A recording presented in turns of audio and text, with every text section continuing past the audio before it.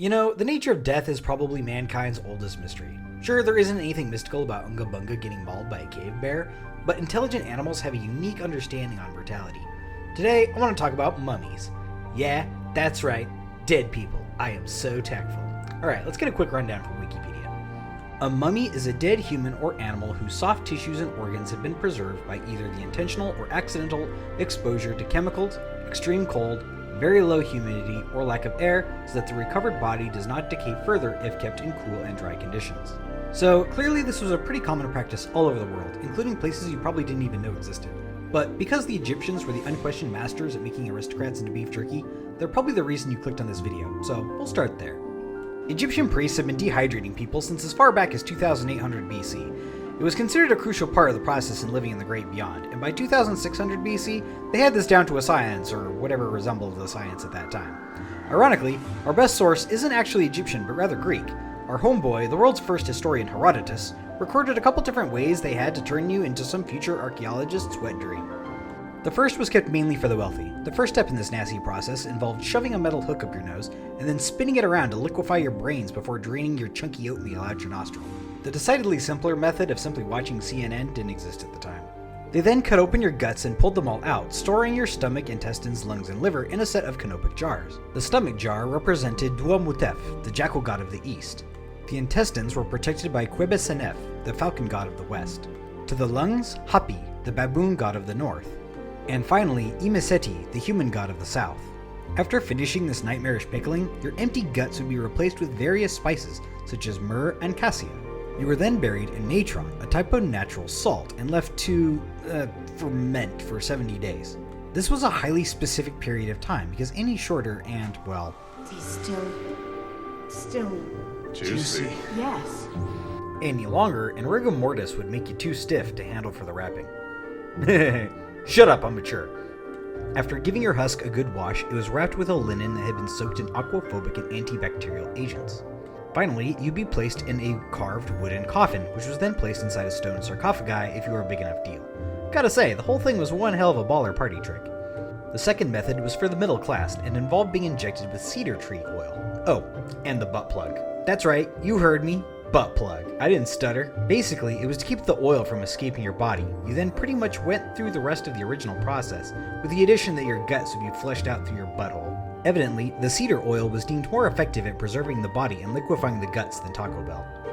In Europe, there was a small spike in what were called mummy unwrapping parties, in which rich assholes would pay large sums while traveling abroad in Egypt to ship back mummies they bought from raiders to show off to their friends and flex on the poors. Now, these guys get a lot of well-deserved flack for this, but keep in mind the local Egyptians have been raiding their own tombs and selling the riches of their ancestors for centuries, sometimes only days after the noble died. So if the descendants didn't care about desecrating their ancestors, why should they? And strangely, for all the damage they did, there was actually a bit of a silver lining to it. Many of the guests from these unwrapping parties just so happened to be high-ranking members of academia, which led to the 20th century boom in Egyptology, a field of research that until then had been rather obscure, meaning these parties and Howard Carter's November 1922 discovery of the undisturbed Tutankhamun are largely responsible for everything we know about ancient Egypt today. As mentioned before in the Wikipedia article, mummification was not limited to people, but was done to all sorts of animals too, including birds, cats, snakes, and dogs, which were often buried with the deceased with the rest of the goods they needed in the great beyond. Now, if I died and went to the afterlife, I'm not sure what the hell I would do with a f***ing crocodile, but the gesture is nice, I guess. Now, we don't normally associate Christians with mummification, but Catholics are weird. When saints or martyrs died, they had the slightly disturbing habit of taking pieces of the body and mummifying them in these creepy little charms called reliquaries. Some chapel ossuaries decided to go the extra mile and absolutely bedazzle the hell out of them, like St. Diotitus of Rheingau, Switzerland, or St. Friedrich of Melk, Austria. Mummification was not particularly common in Asia, but it did happen. In the 1970s, Xin Sui, or Lady Dai, was found in Changsha, China. Her dress suggested she was from the Han Dynasty, meaning roughly around 200 BC. And she was so well preserved that the Hunan Provincial Medical Institute was able to perform an autopsy. A more recent find was the Tarim mummies, found in Xinjiang, China. Dating back to around 1800 BC, they were buried under overturned boats with a 12-foot pole serving as tombstones. Back in 1996, some monks noted the lightness of a golden Buddha statue and the rattling that came from in it whenever it was moved. Brought to the attention of researchers, an MRI scan was conducted on it, revealing a mummified person inside, thought to be a famous Buddhist master named Ling Quan, who died around 1100 AD. In Japan, there is something called Sokoshinbutsu, or flesh body bodhisattva. It's easily the most hardcore form of Buddhist asceticism you will ever see, which is so extreme the monk begins to mummify before he's even dead.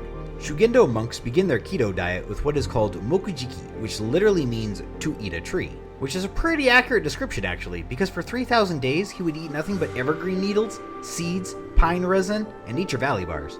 This loss of muscle mass was then followed by a slow dehydration, causing the organs to shrink. Eventually, they died in a state of jhana, or meditation, while reciting the Nenbutsu, a mantra associated with the Pure Land sect of Buddhism. Off the coast of Morocco, the Canary Islands had their own mummies made by the Guanche people, called mirlados, meaning embalmed. Their process of preservation was actually just as sophisticated as the Egyptians and was nearly the same, save for the replacement of linen with animal hides. Unfortunately, not much is known about them because there aren't many left. We haven't been lucky enough to stumble across a totally preserved one like Tutankhamun. For reasons I don't know, the modern Maori tribes of New Zealand are hesitant to talk about the mokomai, the mummified heads taken as war trophies. The facial tattoos were called moko, and when someone who had them was put on a newspaper, the brains and eyes were removed before being sealed with flax fiber and gum. They were a pretty common bargaining tool and were critical for negotiating peace among the warring tribes. I have no idea why modern Maori tried to distance themselves from this ultra-hardcore part of their history, but their ancestors were metal as hell, and in my opinion, that's kind of a badassery worthy of pride. I would be inviting people to bee dinner all the time. My personal favorite batch of freeze-dried dead people are the Italians. The catacombe de Cappuccini is a 16th century ossuary made for holding dead friars. Because being mummified there was a sort of status symbol, bodies were entombed there all the way up until as late as the 1920s, resulting in over 8,000 bodies dehydrating on the walls of this mega creepy chapel like beef jerky. North America has some as well, but unfortunately we don't know much of anything about them. Most are tied to still living native cultures. Steeped in tradition to this day, most tribes keep their tombs secret.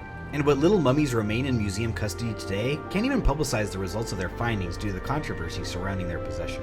What little we do know comes from a Captain John Smith of the 17th century, describing a poeton process of flaying the body and drying the skin and bones before oiling it up and sewing it all back together like a macabre jigsaw puzzle.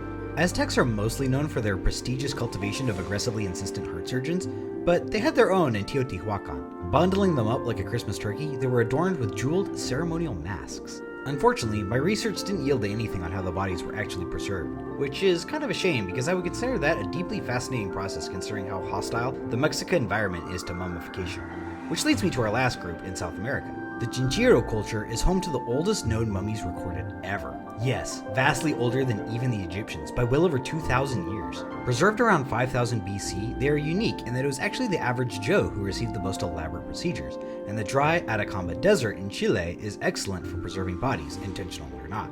The incredibly high altitude of the Andes mountain range made mummification for the Incan Empire practically effortless. The children of Lulayaco were sacrificed to the elements and were inevitably claimed by them. Low oxygen, ice, and a lack of humidity kept them so well preserved that the Spaniards were actually amazed at their conservation and moved them to the San Andres Hospital, which at lower elevation caused them to deteriorate. Bummer. Now, I actually wanted to talk about naturally preserved mummies too, but at the risk of going too far down this rabbit hole, I'm going to stop here and maybe make another video on them in the future. As I'm beginning to suspect, I'm approaching these too broadly because if I had proceeded with my initial plan for this video, it probably would have been over a half hour. But if you like this disaster anyway, hit the like and subscribe or follow my Facebook page for more content. This is the Drifter signing off, and until next time, Seneb T, or farewell.